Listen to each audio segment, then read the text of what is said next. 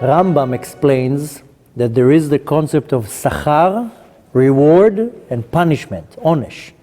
Even in the Torah, it says very clear, if you do this, you'll get reward. You do that, you'll get punished. We just read 2 weeks ago, right?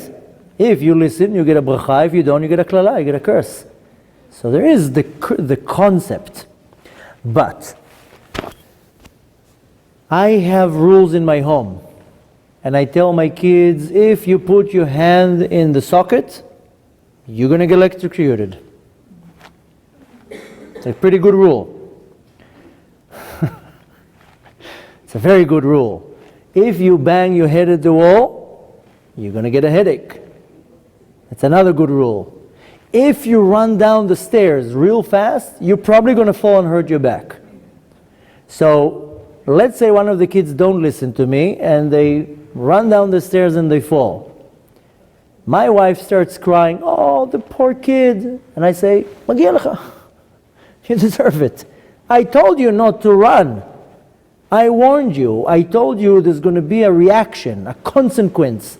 You do a certain action, there's going to be a reaction.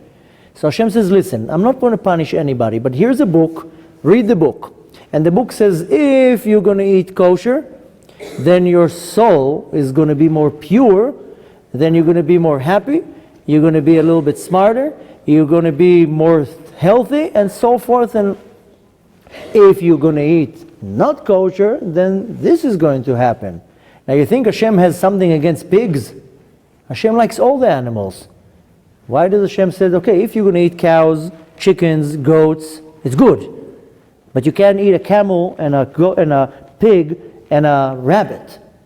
Hashem is not saying now, oh, I don't like these animals. Rather, in the spiritual term, everything has a godly spark that enlivens it. This is called nitzotz eloki, a godly spark. Sometimes you put two sparks together, it will cause a very good reaction. Like in our days, you put a plus and a minus, the lights will turn on. But if you put two minuses together, short circuit, explosion.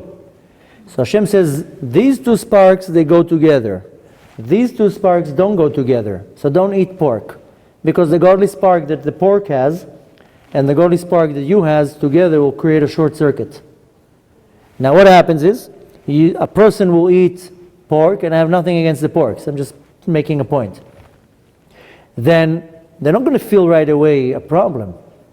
But in the spiritual term, there's going to be a short circuit, and then the person might get very agitated and annoyed. Constantly, there'll be uptight or anxieties or whatever it is.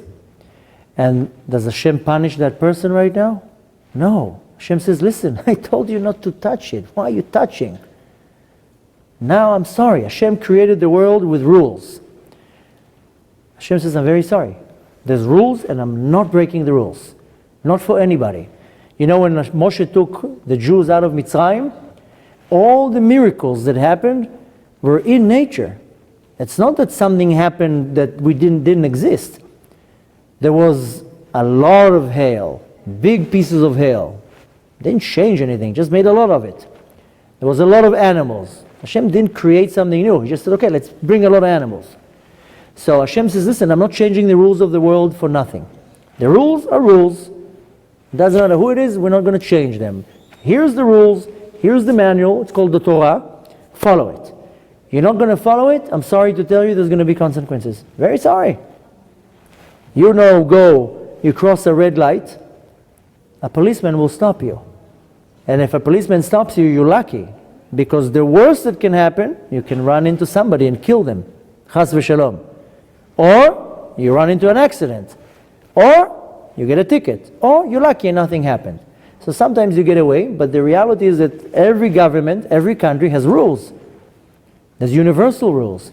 You break the rules, there's going to be consequences. So even with the Yov, in the Torah there's always some type of an example. I'll give you a different example. We read 3 weeks ago about a certain individual that his daughters came to claim possession of the land for him. They are called Bnot Tzlofchad, the daughters of Tzlofchad. And they came and they said, listen, this is not fair. We are only daughters, and we don't have a possession of the land because our father died. That's not fair. Now this guy, you know who's Tzlofchad? One opinion says, remember the story about the man that was chopping wood on Shabbat and they stoned him? That's him. Now you would say that's a wicked person. He chopped wood on Shabbat and he got stoned to death. It says in the Talmud that there was a group of people that after the spies came back from Israel and they said, we don't want to go into the land, and there was the whole story with the spies, and you're not going into the land now for 40 years. There was a group of people, they were called Ma'apilim, and they didn't listen to Moshe Rabbeinu, and they went into Israel. Now you know what happened? The Canaanites, the Knaanim, killed them all. They didn't want to listen. They were like, we're not listening, it's time to go into Eretz Israel, we're going. And they all got killed. The Talmud, the Gemara says that Tzlofchad was one of them.